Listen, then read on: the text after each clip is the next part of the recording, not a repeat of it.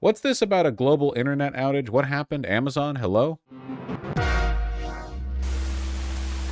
Many Americans are waking up to massive internet outage impacting major websites, major apps, gaming platforms, including Amazon, AT&T. Just look at this list: Delta Airlines, Disney Plus, Facebook, Hulu, Snapchat, United Airlines, Venmo.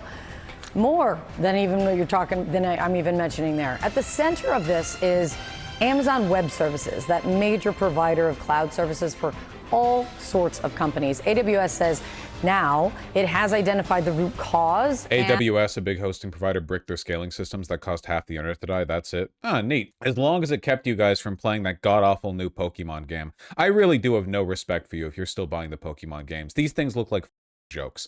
They look like these games would be getting dogged on by the entire internet if they were like Unity built projects on Steam that were funded by like a $250,000 or something and overpromised and underdelivered. Okay, it's a joke. I can't believe you people still give that company money just because you want to look at Staryu with legs or something. And also saying this, that we continue to observe recovery across most of the affected AWS services. We continue to work towards full resolution and will provide updates as we have more information to share. Said another, we're not saying a lot right now. Let's get over to CNN's Bryn Gingras. I started noticing this morning on multiple levels as it was unfolding. What's happening? Yeah, and that's basically it, right? So they connect the business to us, the consumer, through apps on your phone. So if you're waking up, you're tapping on an app, you're like, how come it's not working? Exactly. This is likely the problem. You're getting like the ring of death. Yeah, the ring of death. Exactly. They're actually saying, please submit to technical issues. Keep doing that, even though we're not answering them right now, or we are trying to get to them. There's basically a huge backlog. As you just said, there's been some significant progress in this. This happened way overnight. So there has been some, significant progress, but still there's a huge backlog of all these apps and all. How this even happened? I'm just going to guess, and I could be completely wrong on this, but I'm going to guess that our digital infrastructure is very much like our actual physical infrastructure in the sense that it's in incredibly precarious, in a precarious position. And basically any disruption can cause a catastrophic cascade of, worsening failures. I don't really know the details on how that works. That's just like kind of a vibe thing I'm feeling. No idea. These companies that are looking to basically get restored. So there's even issues at the airport. I'm hearing about people who are trying to check into their flights and they can't because they can't do it through the phone. So there's so many different companies, as you just listed a whole bunch of them: Amazon, AT&T, Delta, gaming services, right, like Roblox, even cryptocurrency companies are being affected. Coinbase essentially saying, don't worry, your money is safe. So there are companies now having to also just kind of... I hate that CNN can talk about Coinbase now without needing to preface what it is. I hate the financialization of everything, parentheses crypto, respond to consumers at this point. But like you just said, what Amazon Web Services is saying is that they are seeing significant signs of recovery and they're continuing to work towards that full resolution, and they're going to continue to provide information as we have been seeing overnight, continuous updates. But like I said, they are still a huge backlog here. So if you wake up and you can't figure out why something is not working, this is likely the culprit. Caused Ring doorbells to go down, antisocial people freaked out. Nice. I don't know, man. I don't know. Feels like we're setting ourselves up for some rough... Like, we're living in a world where new refrigerators are connected to the internet and can brick. Like, everything can brick. Your toaster can brick. Probably not great. I mean, people say it's going to be a solar flare or whatever. I don't know. I think that solar flare, maybe that's not even an issue. We've got surge protectors. I don't know how that shit works. I'm not a tech guy. It's more just... It reminds me of the Evergreen. The Suez Canal getting blocked. They're trying to put ads in your fridge. Yeah, I noticed recently that the smart TV that I inherited from my partner will play ads on its own when left paused for a while. Silent ads, admittedly, but like, f you. Is it a Roku? I don't know. I don't believe in that shit. Failed to prevent the Fire Nation from taking over the world, and now he's playing ads on my goddamn television set when I'm paused. We're going to continue. I mean, I started noticing it on various apps around like 3:30-ish this morning. Why were you up at 3? Yes, this is what time we wake up around here. But it really did start cascading. Like, I even tried to get on the Wall Street Journal website, couldn't get on there for a period of time. Yeah. So I mean, AWS makes up 30% of this global market space. So I mean, it is huge. I actually was doing a lot of research on it. I can't believe how big this is, and it just really... Can you explain how ads even make economic sense at this point. I feel like ads barely get any traction, yet so much money is poured into them. Mostly, I think, because companies are lying to advertisers and nobody's called them on their bluff yet. Basically, a ton of ad views online are via bots, and ads are very, very ineffective in basically all formats these days because people are so oversaturated and they're so irrelevant to your day-to-day life, even with all the like data targeting and so on. That's why so much data is being sold to target ads to you specifically. It's not just to maximize the profit of selling stuff to you, it's to lie to advertisers about the effectiveness of targeted advertisements, you know? I think that one of these days, the ad-driven model of keeping stuff afloat online is going to fall apart completely. Because like my understanding is that right now that shit does not work. Like it doesn't make money most of the time. But it's kind of like, you know, neither does AI, but those companies still have a ton of money because of speculation. So maybe it doesn't even matter, like as long as the lie keeps afloat. It's one of the reasons why I've said like people should get YouTube Premium, you know? It's in my interest, of course. Because I do think that the YouTube ad rate is going to plummet at some point, and it'll basically be, there will be no way to make a living off of being a YouTuber except for by direct subscriptions or whatever. But also, like, I don't think the internet can survive if the only way for free websites to stay afloat is by selling ad space, you know? I just don't think it works. I don't think that's like a profitable model in the long run, you know? How fragile this infrastructure is should something happen like this. I mean, understandably sparking fears of like vulnerabilities, of course, but let's see what happens throughout the morning. But Bryn's on top of this for us. Thank you so much, Bryn. GB. All right, with us now, Lance Lulinoff, editor-at-large for Tech Radar. Lance, great to see you. Kate says she noticed when she was reading the Wall Street Journal. I was reading FanDuel. I was on FanDuel this morning, and that wasn't working. But everything from the Journal to FanDuel to, you know, our big, beautiful walls here, tech going crazy just about everywhere, including in our studios. Can you explain how it is that this one thing can affect so many different things? Well, first of all, the most important site that's down is Starbucks. That's number one. Jesus Christ, how many speaking of advertisements, how many reads did they sell for this segment, man? Coinbase, Starbucks, the sports gambling. Jesus Christ. Number two, AWS sits in the middle of everything. It is, all of these companies, it's like why build the house, right? You're just going to live in it. And that's really how these companies work. They all have offloaded their web services, their cloud-based services to AWS, which is great because it's more affordable. It's also more scalable than they could do on their own. So that sounds great, except when it fails. And it feels like sometimes a single point of failure. It is like genuinely insane that this isn't treated as a government utility, you know? Cloud hosting, like web host, just like the basic infrastructure for making sure that websites can, like the idea that it's not just a gigantic government data center with a bunch of backups and reinforcement and it's all managed by the state and then you can just rent the space for your private venture. Like it's insane that we don't do that and that we just let all digital infrastructure sit on the shoulders of private, for-profit, insanely thin margin. Because everything goes down at once. And it's not just the services that you're accessing. Your smart home stops working. Ring which is actually owned by Amazon, is one of the impacted services. So your smart thermostat, your smart video doorbell, they just don't work without the internet. They're not designed that way. Where was that link for the Ring camera thing? That's the thing. We've designed everything to work with this constant did you have that connectivity. Link? And when you pull that big plug, everything basically becomes dumb. When something does go wrong, in terms that non-tech people can understand, what is it? I mean, I don't think it's someone pulling a plug at a data center. What is the glitch that causes all of this?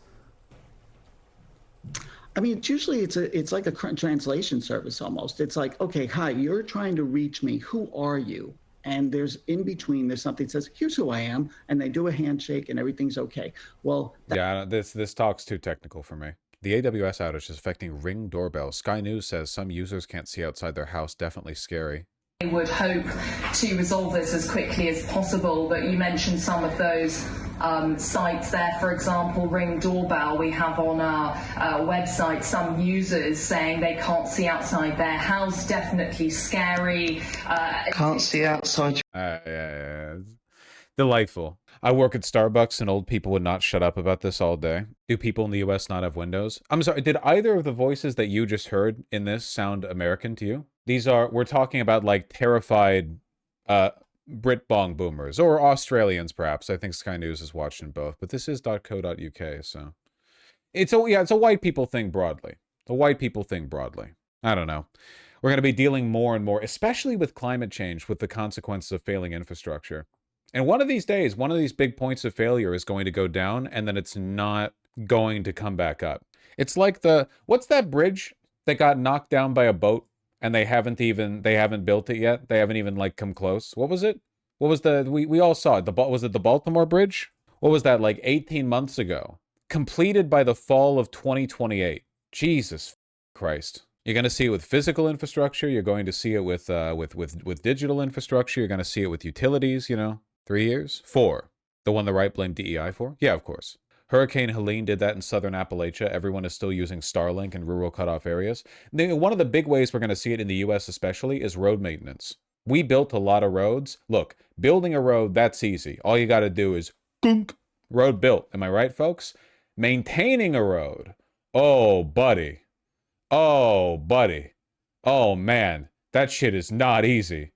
You start getting problems with the road, orders of magnitude more of a pain in the ass. It's basically a mathematical certainty. And I wish I had like the articles that I've read on this, because I've read several. I'm not just pulling it out of my ass. But the estimated maintenance cost of the roads and highways in America vastly exceeds what anyone can pay for it, Not to mention bridges are very expensive to maintain, of course. We're not maintaining those. Our infrastructure's at like a D- or something. Maybe build high-speed rail. Well, it's not really a high-speed rail problem. It's that if you want a country that is laced top to bottom with a bajillion miles of road, you need to invest in the road worker core that is going to keep those roads functional. You need FDR shit, Like, our roads and our highways were built back during a time where people's employment, it was robust. You had the government would regularly hire people to go like, oh, go over there and repave roads. Go over there and build this, fix this, whatever else, We don't do that anymore. Now, we no longer allow money to circulate in the economy in the form, in this case, of the wages of construction workers. Now, instead, we tax the wealthy a pittance, and then with that tiny money the government gets, they spend exorbitant amounts on private contractors who do nothing for large amounts of money.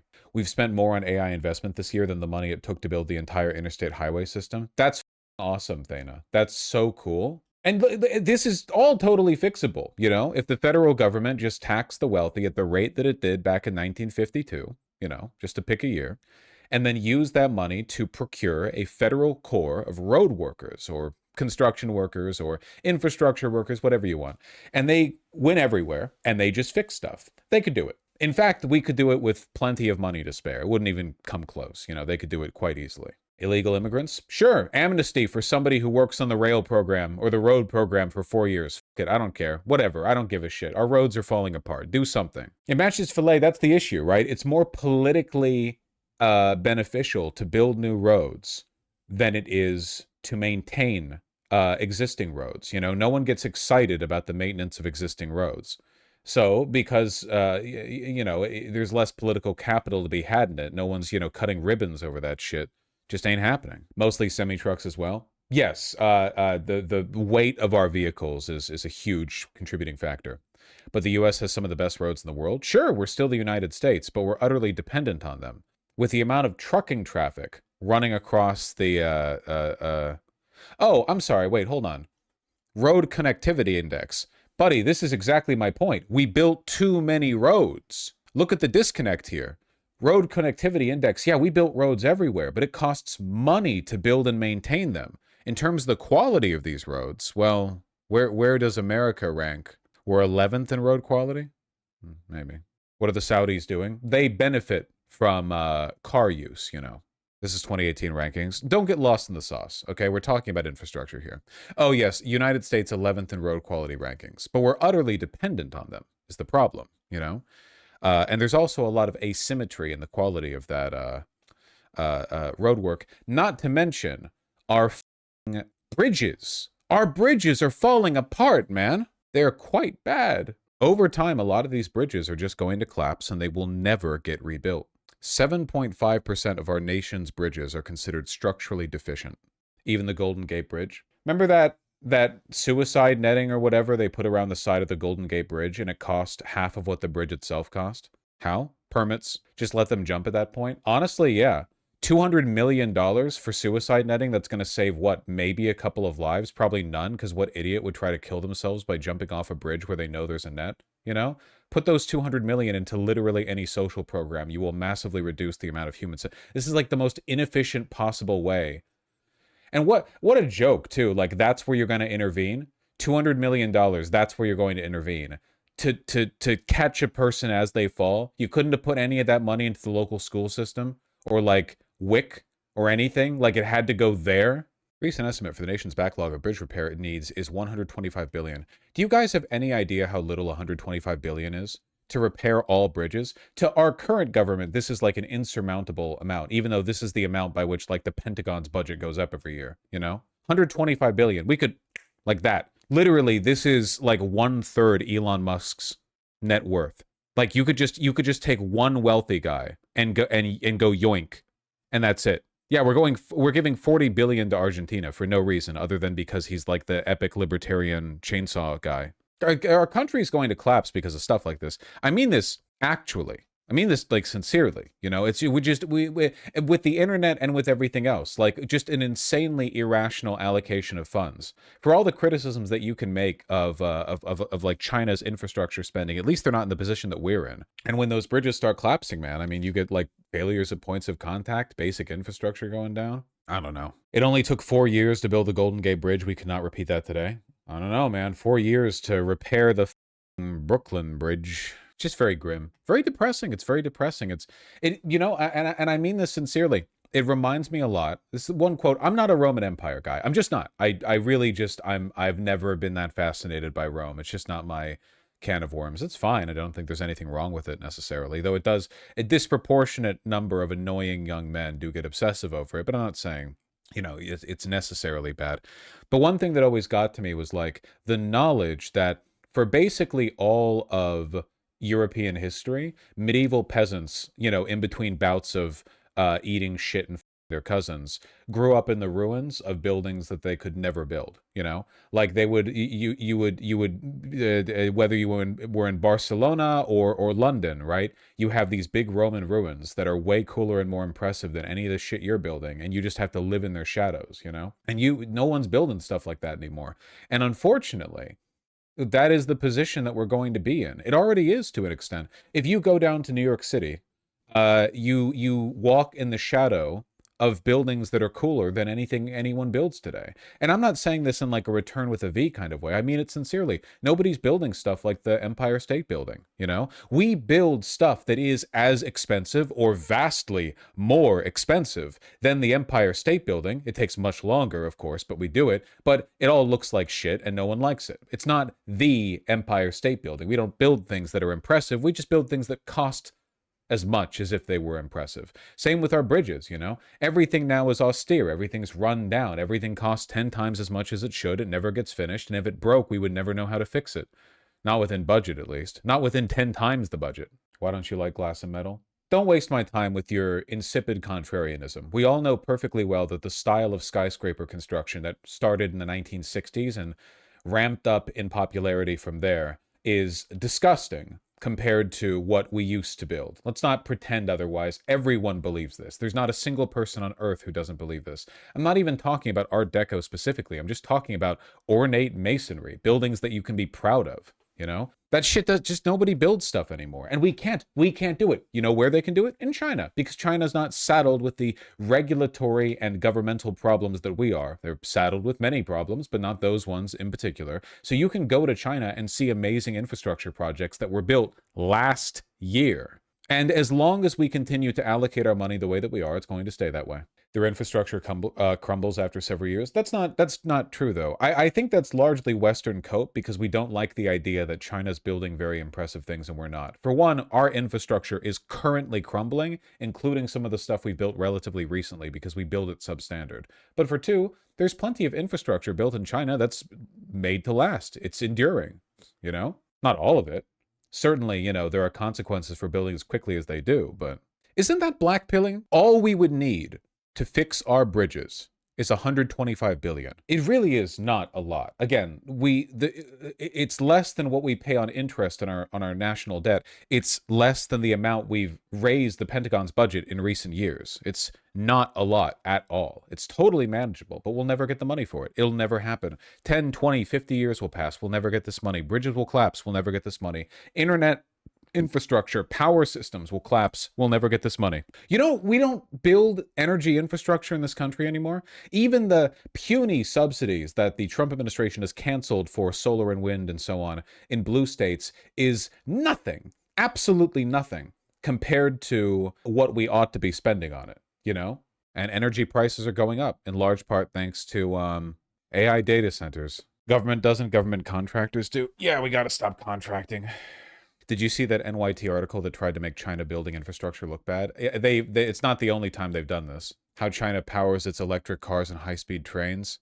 China is building a network of ultra-high voltage power lines to carry solar and wind energy hundreds and even thousands of miles as few citizens dare to protest. I saw another one. What was it? China's addiction to building infrastructure. Did you guys see that one? Their addiction? Beijing, the Chinese Communist Party doesn't know how to advance its interests beyond its tried and true strategy, its addiction to building new infrastructure. This one? Oh, you found it. Oh yeah, there we go. China struggles to break its addiction to manufacturing. Remarkable, truly. A lot of the problem is how powerful municipal governments are in the US. Oh, 100%. This stuff has genuinely made me think federalism is a bad idea. I thought it was stupid how in China, Canada, the provinces could engage in intrastate tax wars. That's insane to me. But it's nothing compared to how much power state and local, especially local government in America has to up every single project. It's like the California high-speed rail. Past a point, democracy should cease to matter. Municipal governments, individual lawsuits, these things should be like butter through which the hot knife of federal spending cuts easily. You should not be able to halt a multi-billion-dollar infrastructure project with environmental reviews. And don't be fooled by the name. By the way, environmental reviews conducted on these projects are not actually environmental reviews. They're cynical delaying tactics put forward by lawyers in order to block production for 18 months. They almost never have anything to do with actually reviewing the environmental impact of the production. Sometimes they do this shit for individual apartment blocks being constructed. An environmental review for a 5/1. What possible impact could we be talking about here? It's bullshit. Sometimes, by the way, it's bullshit fronted by lawyers who are affiliated with the contracting teams because the contractors want to be able to bring this out for more money. That's a real thing, by the way, you know? Oh, look, this is like a 2-year build, but it could be a 3-year build if some enterprising lawyers representing, an affiliated interest were willing to delay the project. Ridiculous. How do you get rid of that without just gutting all environmental protections? Though the thing that I'm describing genuinely has nothing to do with environmental protections. If there are real environmental concerns, they're usually brought forward by the EPA. If it's a big federal project, the actual environmental side of things are usually handled by the regulators. These individual lawsuits that just force everything to grind and slow down do nothing but add billions and billions of dollars of cost. Again, look at California high-speed rail. I promise you, if you want to find some blog that covers the day-by-day on that shit or whatever, it is agonizing. It's just a machine that drains money from project pools. It's awful. It wasn't even the most places. It was 4 counties and cities that stopped the project. Yeah. We're talking about construction projects so massive in scope that they could be thought of as transformational to the state of California or to the country, getting impeded by a small collection of counties, which upon closer inspection are a couple of activist city councilmen within within these cities or within these counties, you know, and then it turns out it's like 5 or 6 businessmen who are affiliated with legal teams that would profit from the delay of the project, and they're just looking for a bigger payout. Like, never before has a government allowed itself to be held hostage so effectively by so few people for such cynical reasons. This really has nothing to do with the environment. Again, none of these considerations are about protecting the environment, and they don't serve that purpose. I don't get why 100 years ago we were able to build infrastructure, but now we can't. I'm telling you right now, it's because 100 years ago we didn't have this insane, like, local municipal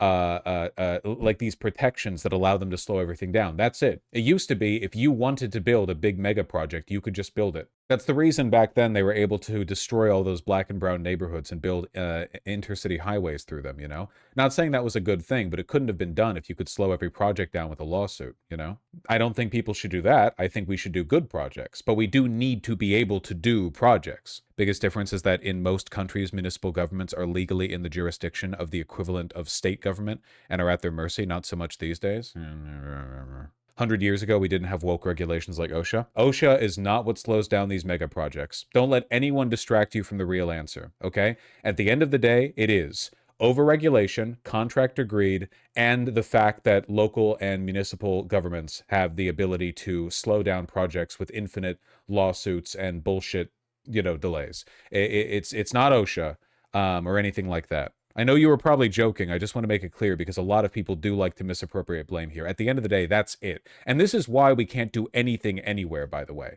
This is 90% of the reason right here. It depends on the state and state law. This is a blue state problem a lot of the time. Varies, but yeah, blue states tend to naively afford their yes. But it's also because blue states tend to contain more powerful city governments, you know? Like, red states, by virtue of being unlivable shitholes, tend to just be, you know, poop from one border to another. Whereas in California, you have real, like, epicenters, real cultural powerhouses. And more power is, like, weighed locally as a consequence of that. Texas has the same issue that's blocked our trains too. Yeah, well, there you go. Long tangent there, but yeah, we really are, you know, sort of living in the ruins of an empire, I feel, you know? Unfortunately, like, pretty much everything good in most cities in America is both in the past and unreplicable under our current, you know, system. It's just can't really be done. It could be. We could fix it. Apparently, I hear this is an issue with, like, British common law, because apparently there's a similar version of this problem that takes place in the United Kingdom and in Australia as well. And Canada. Countries that are derivative of British common law, like directly, it seems, have a particular issue with this. And I think that might have to do with their branch of federalism. I'm not entirely sure. Literally nobody knows anything about this topic. Well, except for me, obviously. Like and subscribe. You already have a yellow name, so I won't press you for it, but everyone else should have one too.